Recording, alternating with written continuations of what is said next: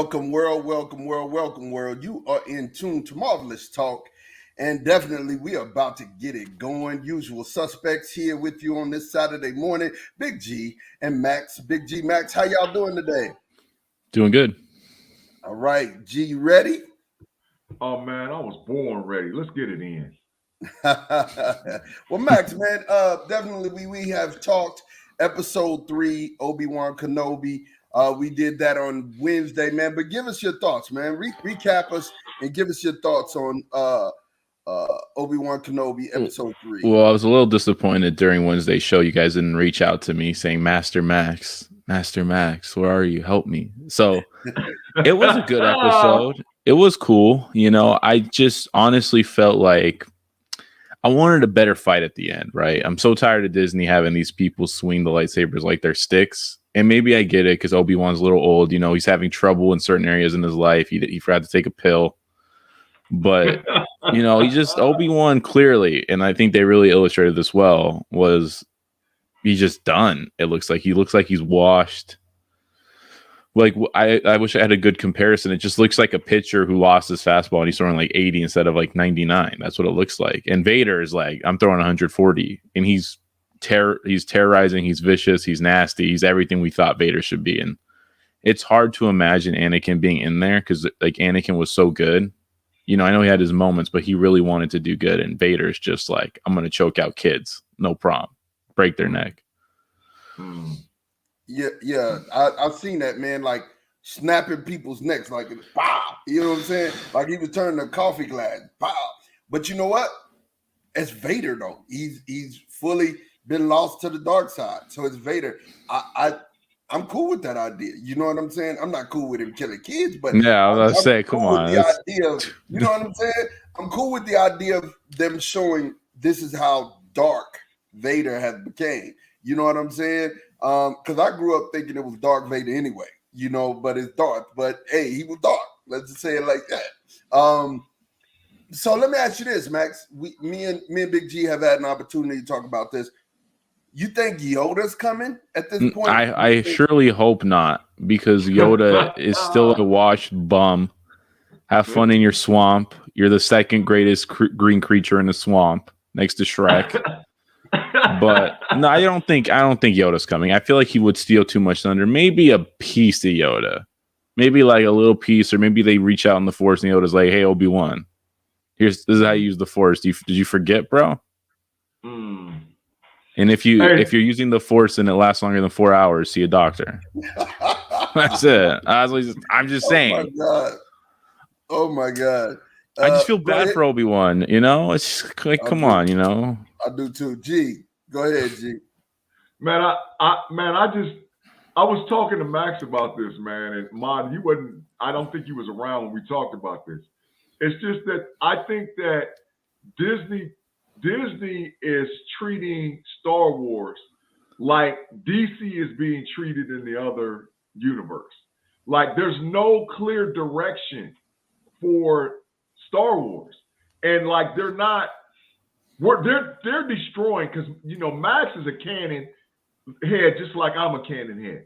I love the canonized version of Star Wars, and I'm like, how many times are they going to take liberty to rewrite and put their spin on the classic Star Wars 6 movies that we had? Because they're like tearing at the frame of it. And I'm like, just stop it. So well, I mean, I almost feel bad for them. What have they went against other than the fact that, I mean, honestly, so let's think about this. You know, Obi-Wan had knowledge of Vader on what he had become. He had knowledge that Anakin was still alive. How did he get that knowledge? That's still canon. Never said, you know, but he did say that finally we meet again, but never said that we ain't met. I agree with Sean to a certain extent. I think Obi-Wan, I think it's just hard when you've studied something for so long and then they start rewriting the history of what you've known. It's hard to swallow. And if you definitely look at episode 7, 8, and 9, there was no direction. It was like if all three of us were like, hey, we're going to do a trilogy, but we're not going to tell each other what we're thinking about in the end goal. And they just recycled the Emperor, and we all knew that movie sucked. Yeah. But with Obi-Wan, I'm kind of disappointed just in the sense that I didn't think the encounter would come this soon. And maybe, I mean, I'm still hyped if they meet again and it's like what I want it to be, you know? What I mean for you guys, you guys, what I mean is this. With Obi-Wan, that meeting is fine. Now, if they step over this whole thing and let Leia figure out that Vader's her father, yeah, you know, I mean, and even if Leia meets Vader, I still think they're taking too much liberties at that point, right? Well, in the episode she asked, right? When she saw him the first time on The New Hope, but you know, I don't know. In my mind, there's where I think liberty would have been taken and lines would have been crossed to where it's no coming back if you do that. If you do that, then I'm, you know. And I mean, Leia asked Obi-Wan, what was my father like? And if I was Obi-Wan, I would have been like, well, he's pretty large, black armor, pretty mean. I don't know. No, it's like, you know, also Leia's got to be the smartest 10-year-old kid in history of kids. In the history. Bro, I'm like, you knew my mom. I'd be like, dog, can you call me by my name, please? Stupid. Right. Obi-Wan almost sold the bag. He was like, come on, Leia. Right. Well, so the issue is that you're really seeing, and that's why I told Mod on the other show, this episode of Obi-Wan, or these episodes of Obi-Wan Kenobi, are not going to have anything to do with Luke Skywalker. This is going to be about Obi-Wan's relationship with Leia. And they're really exploring the character of Leia, right? Leia is like force sensitive beyond force sensitive. Like Max said, the reason why she's the smartest 10-year-old you ever seen is because of how strong she is in the force. Leia done figured stuff out, and she already knows, because remember, the deal with force sensitive people is they rely too much on their feelings and what they know and feel. And so Leia's is she force sensitive? Yes, oh my absolutely. God, yes. Yeah, absolutely. Yes. Yeah. Yes. So then they would be able to pick that up then. Yeah, but that's why I think they keep her on Alderaan. Sensitive, right? I think she hasn't worked that part out yet. No, I mean, but she doesn't know how to control it, but she's force sensitive, but that's why they keep her on Alderaan all the time. Yeah. That's why they're just like, hey, like, you just stay here. And then I think what's going to happen is, since she never used it and she turns like 18 or whatever, however old, so she'll be 20 in New Hope. So by that time, she's past the adolescence where her powers start to show, and she's just like, they're dormant. They're just dormant. And then Luke Skywalker activates them. Right. But she's extremely force sensitive. If you do a comparison of Skywalker as a teenager, right, and when he first becomes force sensitive and like what he knows and don't know and able to do, and Leia as a 10-year-old and what she's able to do, you can obviously tell that Leia's running laps around Luke. Leia is like that one, you know. So, you know, and I get it, and maybe that's feeding to Obi-Wan's terror. Obi-Wan's terror is like, oh my God, if Anakin finds out that this is his child, oh my God, we're already in trouble. But if this finds out now there's two of them, it's over. Well, you know, there was a comic book. There was a comic book where Leia was turned to the dark side, right? And they Luke and Leia ended up fighting each other. But I don't think that we'll take it that way. Did you see when Obi-Wan said, I had a brother? You guys remember that? So apparently, I read this. I didn't know this. I read this online that there was like a comic where they find out Owen Lars is Obi-Wan's brother. And that's what everyone thinks might be the case. And I'm like, that's so dumb if that's true. That would be extremely stupid, because there's no way these two guys born on different worlds are brothers. But that was like a big reveal, apparently. They said back in the day was like, Owen Lars was Obi-Wan's brother. How? How? I need to know how. I don't. That's. I agree. I have no clue. I'm working backwards, just like you at this point. Yeah. Because Owen is kin, but because Obi-Wan's born on Stujon, and he's born on Tatooine without his dad was Anakin's mom's husband, and he was like, I love my wife, so he never left Tatooine. Right. So yeah, So it wouldn't make sense. I'm just saying that's what people were speculating online, that this could be happening, because I think it happened in the comics in the 90s, but it was never officially canon. well, and what that would show then is then that ties the line of the Skywalker clan to the Lars clan way back, and there's another story. So like, because you, Max, you know as well as I do, the big question is going, and Mod, you know, understand this too. The big question in Star Wars, to me, that most people are asking is, how did the immaculate conception of Anakin Skywalker happen, or was that legit? You see what I'm saying? They apparently it's so, growing up, after it happened, there was all this speculation, but then Disney came back with a comic and they showed Vader having a vision of Plagueis and Sidious doing a ritual to make him. And again, that's, people still don't want to believe it. So again, it's still all up in the air. Right.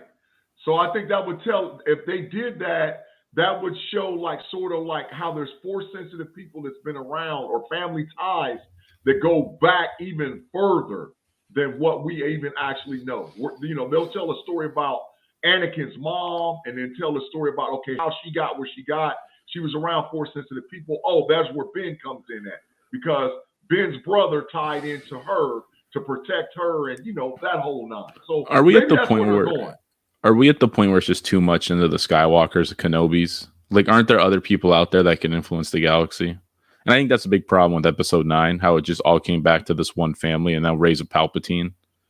I just think at some point, like, it doesn't all have to be connected. Like, there could be other people out there, like Mace Windu, not connected to anybody. He's a dog. He got done dirty. Yeah. I think if Samuel Jackson wasn't tied to the Marvel production side of it, I think we would see a whole backstory about him. But I don't know if we're going to get that time. But I would love to see it. I agree. I don't know. I would love to see a Mace Windu. And I said, the reason why I'm saying I don't know is, I don't know if you could tell the story without exploring the Palpatines, without exploring, and the Skywalkers. I mean, heck, the name of the original movie was what was Skywalker something? I've seen that. I have it. I actually have a copy of the first manuscript. But nevertheless, it wasn't Star Wars, so it was all supposed to be about the Skywalkers, right? So, I mean, I see you're right, Max, in a sense. But we have had a Han Solo movie, which I thought was really good. I will never understand why people don't like the movie. I'm just saying, in the grand scope of the Star Wars galaxy, there's so many directions to go. It doesn't always have to be Skywalker's this, Skywalker's that, Palpatines, whatever. Because Mandalorian had no ties really to that stuff, and it's awesome. None. So it's possible. Go ahead, Max. No, it's just possible to do. So I just don't know why they have to keep beating a dead horse. And I know this show is primarily about that because it's Obi-Wan. We get it, no problem. I'm just saying, in the grand scheme of things, you don't always have to tie in the Skywalkers. I hope, and why you was talking about the whole Mandalorian thing, man, I hope that season 3 of The Mandalorian really explores the backstory of the Mandalorians, right? I hope so too. The planet Mandalore, and how they fought the Empire, and man, I hope, because they're rushing this thing, and I don't dislike Obi-Wan. Let me say that. Now, for all the people that watch us in Marvelous Land and all, I don't dislike it. I just think that they're mashing the gas, man. And well, I think they're trying to get out of the way. I think they have to. With 6 episodes, they kind of put themselves in that position. Yeah, man. But come on. I just don't know. Maybe that's just me. I got a mixed bag. Well, so switching gears real quick, man. I definitely want to get Max. I would like to get your vision for where you think the series is going. Before we actually switch and get to Miss Marvel. So we talked about it real quick. Me and you were like, so is this going to be a show about Obi-Wan finding Leia and finding himself? And I think that's exactly what it's going to be. There's going to be I don't know how Reva plays into the end of the show. I don't know if she's going to make it out alive or she's going to re-find the good, because she saw the Jedi crest and she was like, oh crap, But we might see some Quinlan Voss, which is going to be cool. So it might be Quinlan Voss and Obi-Wan versus Reva and Vader. And Vader, we know Obi-Wan's going to escape and get back to Tatooine. We know that. The question is how, and I'm really not sure. Yeah, I'm not sure at all on how we're going to end up landing this plane, because now they know where Obi-Wan is. They found Obi-Wan. He's showing, so to speak, in the Force. And there's no getting away with that. Vader can sense him anywhere he is, right? So it's no getting away. Definitely, we're going to switch, move into talking about Miss Marvel. We're going to definitely do that. Before we do, man, Max, you have any parting shots? No,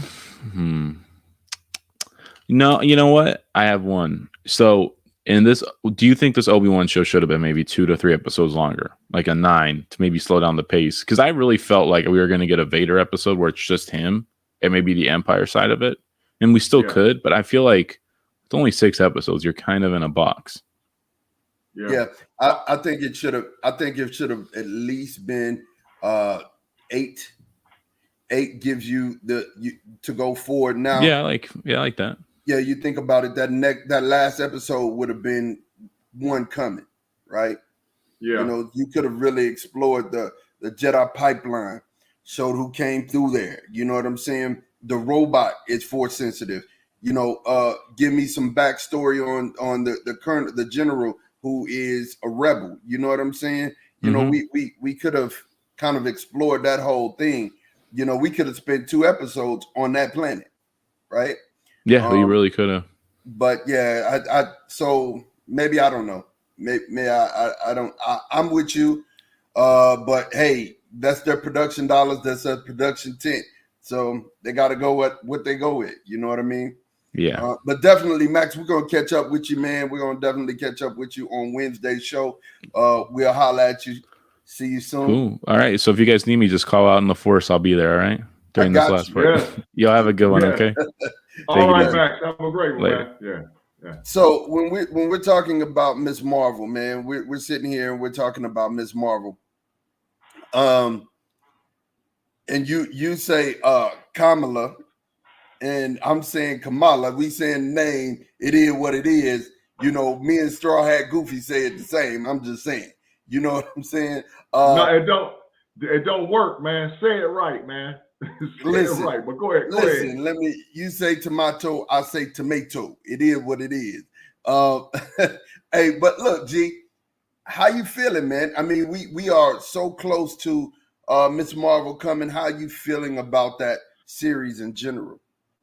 Well, I had a mixed bag at first, and I believe that it was going to be more like a kids production, a kids show, right? I've been digging in the rabbit hole, listening to reviews. I actually know of a person that saw the first couple of episodes of it. It's going to start out slow, but I'm telling you, it's going to have some big bang stuff or big ripple effect. My prediction is that Miss Marvel will be this generation's version of Spider-Man. Spider-Man is near and dear as far as grounding the Avengers, not to Earth so much, but grounding them to a broad generation or broad perspective of children. And I believe that Miss Marvel is going to attach a lot of the dots. I've been trying to say for forever, and Mod, you've been saying this too, that we're going to get a rendition of the Young Avengers, or we're going to get a rendition of the new team. I just saw a production piece on Miss Marvel last night where I flipped through some comic book stuff.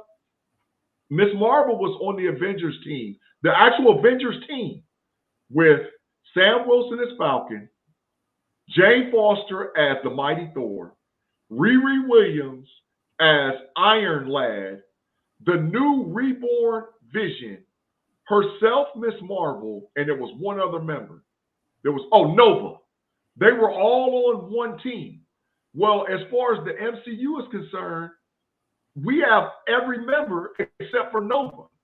So I think that they're going to put Miss Marvel in the position where she's going to ground the team and be the pivotal person. She's a 17-year-old actor, and in the comic book, she's 17 and 18 years old.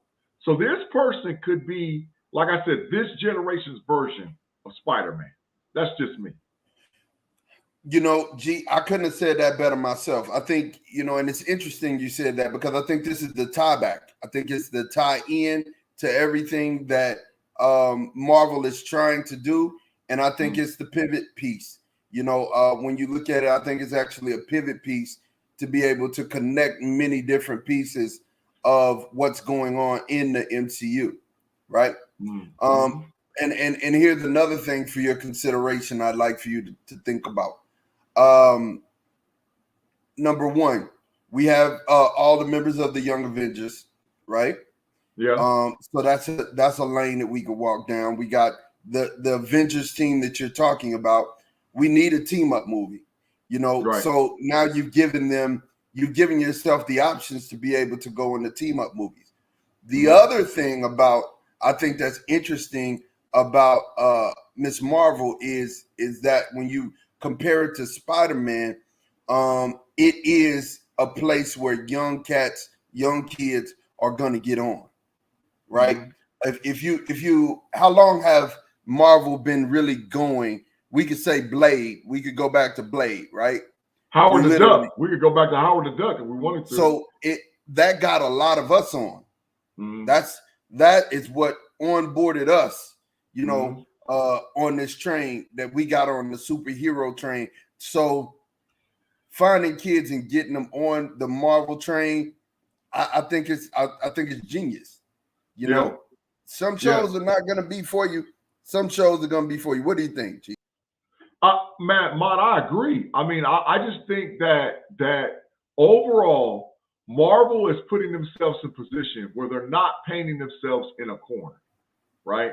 They take liberties to rewrite and add powers and maybe change genders with characters, but that's so smart because they're not painting themselves into a corner, right?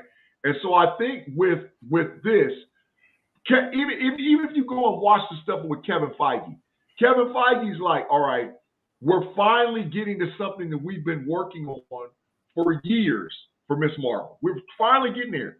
And we're going to tell the story about Kamala Khan. We're going to explain how she got her powers, right? And that's a very interesting concept that if we got time today, we'll talk about how her powers are so different than what's in the comics. They're the same, but they're different. And I got some speculation stuff. Well, anyway, they're telling a story. But see, let me say this real quick. Yeah. The other thing is, you have Asia now, right? Yeah. And you're tying in a whole nother culture, right? Yeah. Just like with Black Panther, you tied in a culture. Yeah. Just like Moon Knight. Moon Knight is Egyptian. Yeah. But Shang-Chi, you tied in a culture, right? Yeah. Now with Miss Marvel, you're tying in a whole culture. And I think it's the smartest thing, man, when you can put cultures on a brand, right? Because when you brand, I mean, it's like Goya. When you brand something, the whole culture goes and eats that specific thing or goes and takes that specific thing. So now when you put Marvel on a brand, you know, it's like, hey, that whole culture is going to eat it up. And when you bring in more cultures, now you're getting everybody involved. You know what I mean? Yeah, I agree. I was talking to one of my friends that I work with, one of my companions that I work with, and I was like, you know, because he's sort of like a Marvel head too, and we was chopping it up, and I was like, hey, man, he said, well, what do you think Kevin Feige actually is? What type of guy is he? And I said, you want to know my comparison? And when I said it, I think I blew him away. I said, Kevin Feige is David Stern. And he was like, what? And I said, man, how can you compare David Stern, who's the commissioner of the NBA, for those that watch our channel and don't understand? I said, when David Stern first took over the NBA, he saw the vision of East Coast, West Coast, Bird versus Magic, not because he wanted it Bird versus Magic in ratings. He wanted East Coast, West Coast, so then eventually he could spread out and say, okay, I got the United States. Now I'm going to go global. And I think that Kevin Feige did the same thing. He was like, okay, I'm going to give you the Avengers because this is an American brand, right? But eventually, because I know the comic books, I'm going to spread this thing across the world.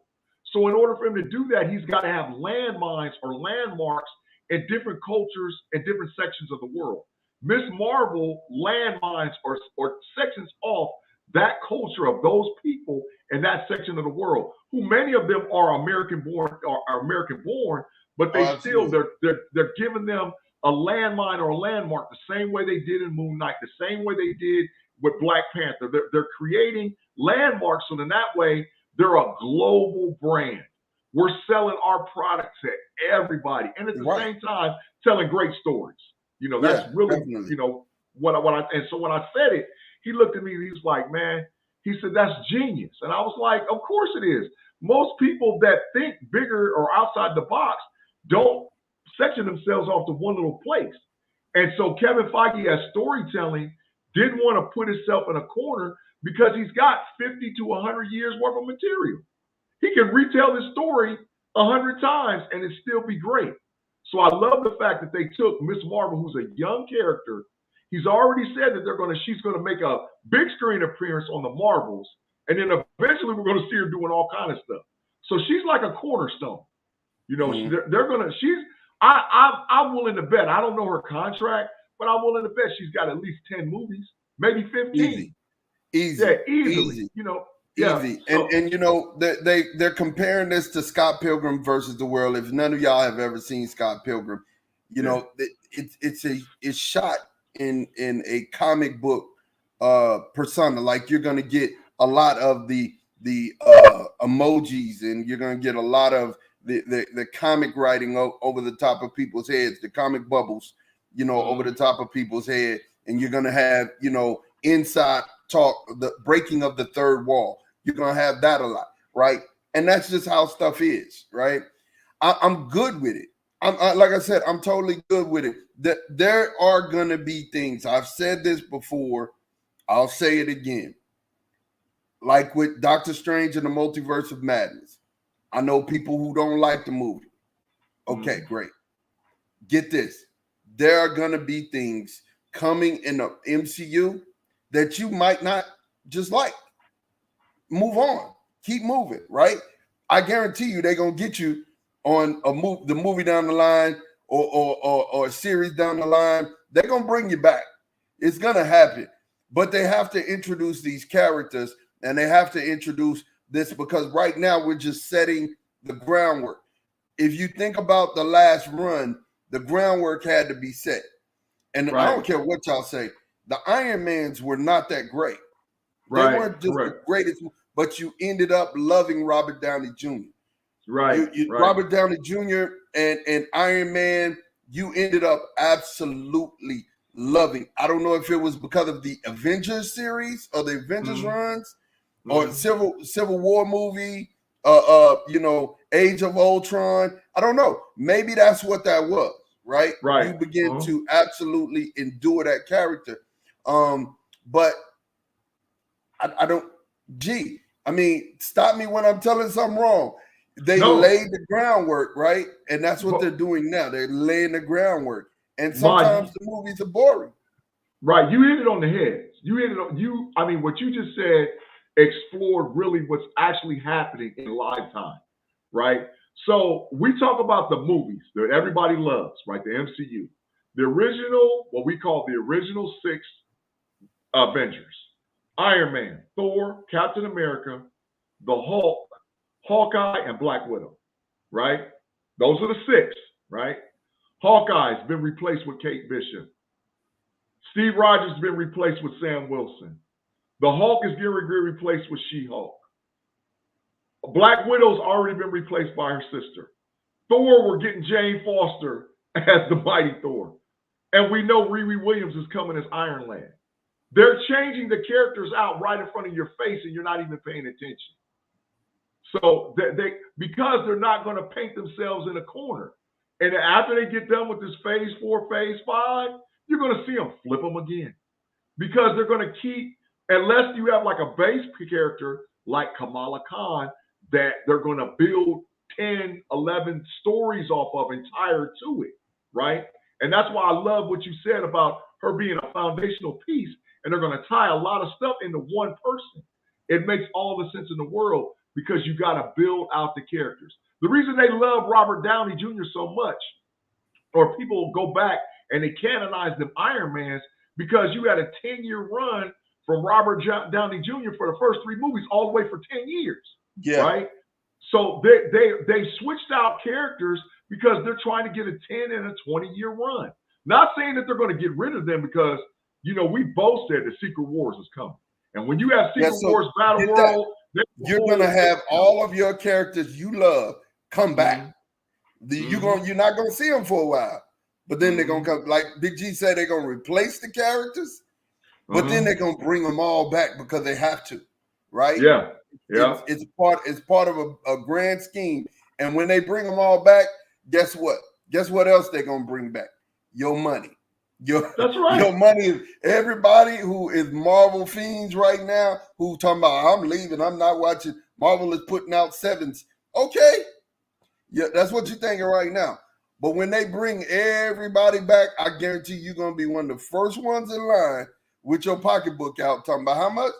I got it. I'm ready. They're gonna get them all. People are talking that mess now. They're getting all of them next month. When Thor: Love and Thunder hits the theaters, everybody that talked all that cash money about Marvel, exactly. Right. And guess what? It ain't gonna be too much longer after that. When they hit them over the head with She-Hulk, they're gonna be right back. And then they're gonna get them again with Black Panther, Wakanda Forever. They're gonna get them again. And then they'll build up anticipation. They'll do Werewolf by Night. They'll do Guardians of the Galaxy Christmas special. And then they're going to flip the script again.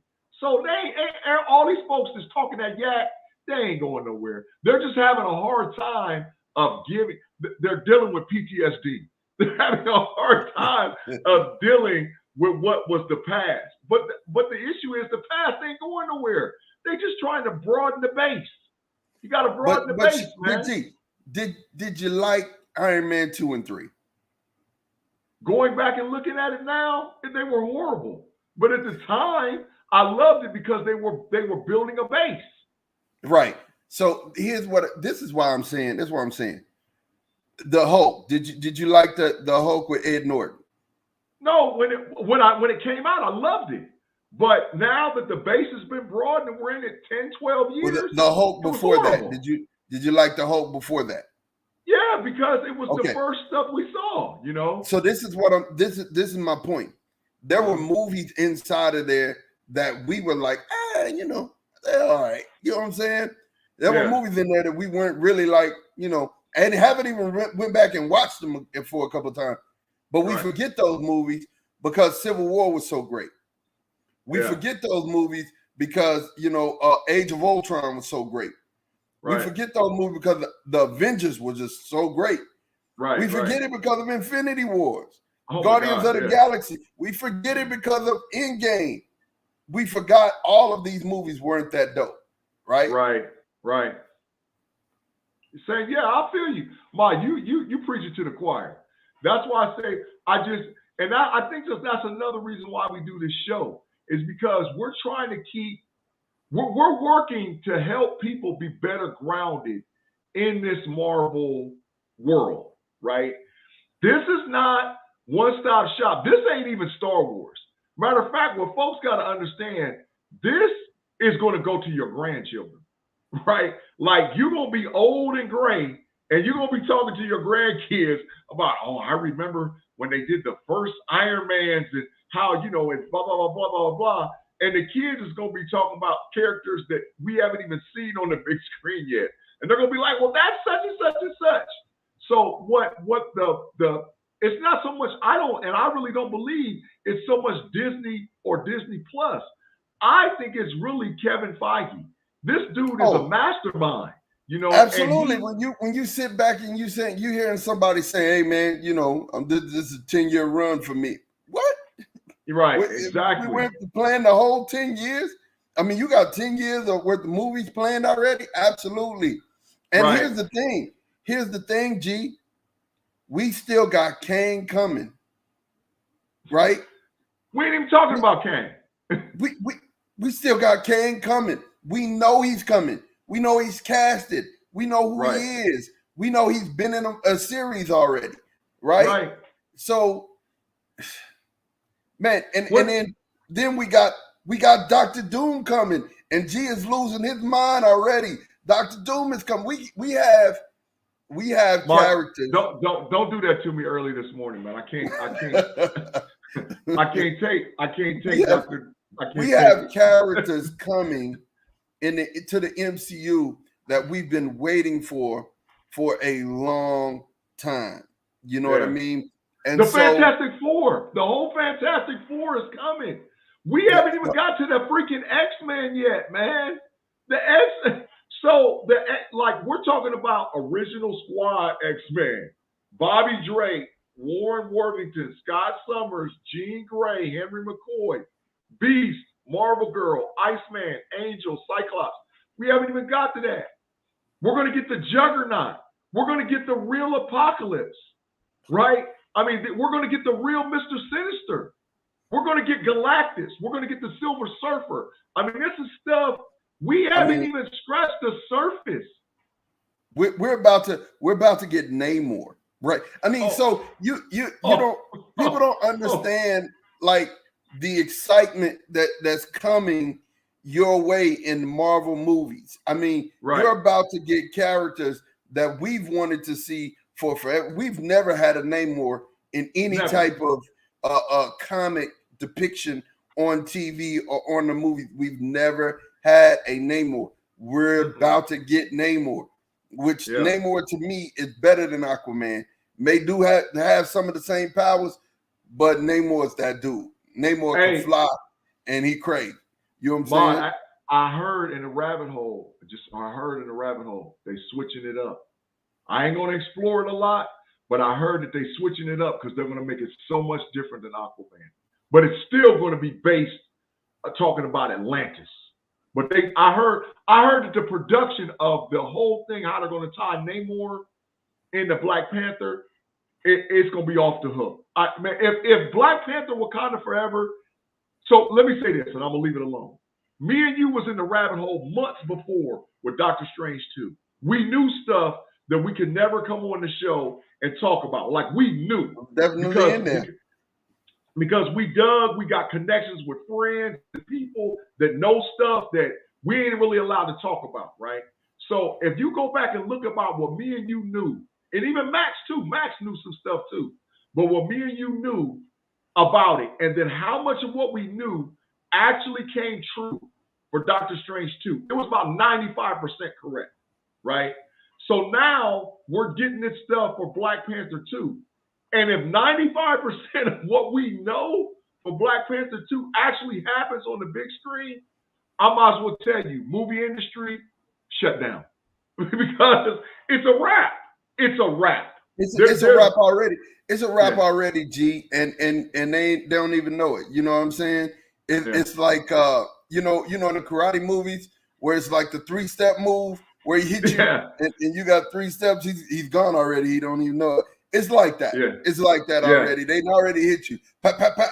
They done put it together and it's a wrap. So I'm just telling you, moving forward, Marvelous Talk listeners and everybody who love the brand of Marvel, I just want you to know you're in for the ride of your life towards the end of this year. And then they're gonna take it higher with Quantumania, and from there, I don't know how you're gonna be able to take it because by the time we get to Quantumania, it's wow.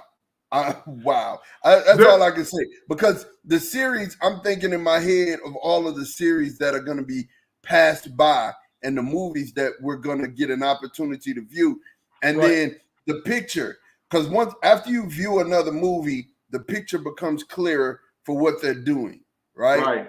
You every time you get another series, it's a piece of the puzzle that you have to put together and see, because they are stringing movies together. And for the people who are saying, hey, and we're about to wrap up, but for the people who are saying, look, there's no direction in this Marvel, there absolutely is direction. There absolutely is direction that's happening right now.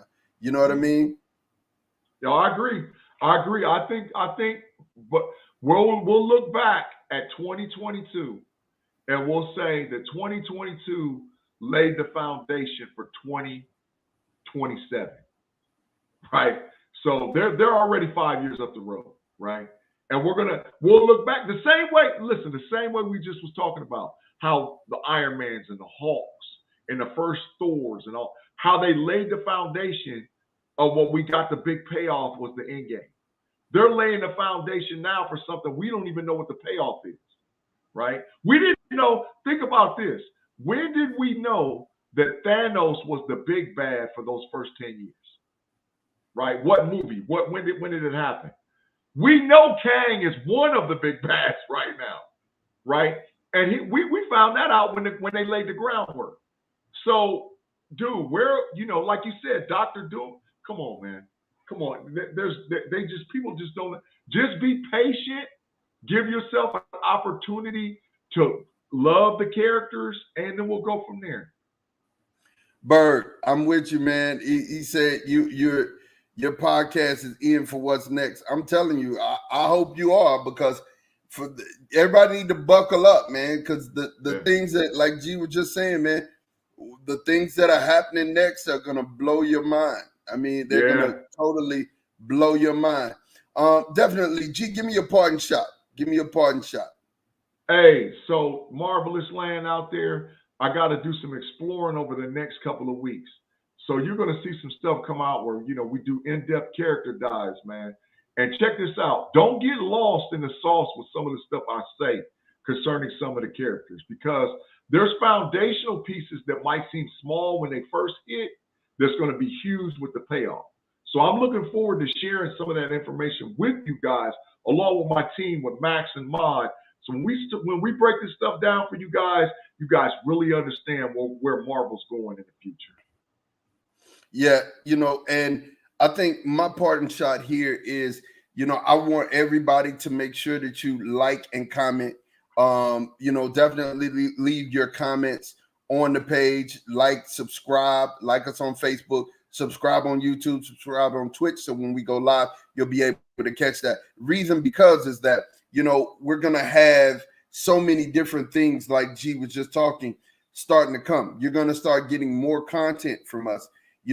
Support us on our TikTok page. Definitely Marvelous Talk on TikTok. Definitely you could go there and see us there. Man, I'm going to be honest with you.